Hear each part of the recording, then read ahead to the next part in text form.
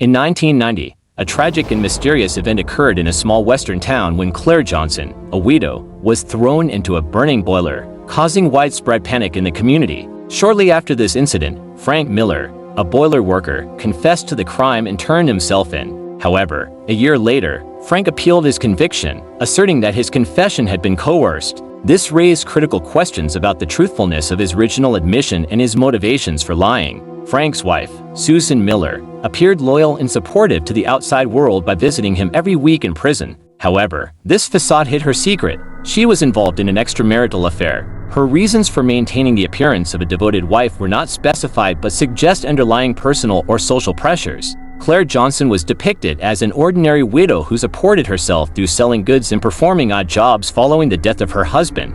Her life took a turn when she met David Lee, whom she viewed as her only hope for a better future. Despite Claire's pursuit, David never reciprocated her feelings genuinely, and their relationship ultimately ended, though Claire continued to chase him. The narrative implies a possible connection between Claire's death and David Lee, but this remains uncertain. Parallel to Claire's story is that of Emily Ross, a young, intelligent, and diligent woman trapped in an oppressive situation. Emily, adopted and unloved by her adoptive parents, was forced into marriage with William Brown, another boiler worker. The marriage was devoid of love, and William's troubled childhood, marked by a lack of affection, had distorted his view of relationships. He exhibited controlling and possessive behavior towards Emily. These intertwined personal dramas culminated in the boiler burning murder case, a complex and emotionally charged investigation involving themes of coercion, betrayal, and control. The narrative ends on a suspenseful note, inviting speculation about the true identity of the killer, which remains unspecified.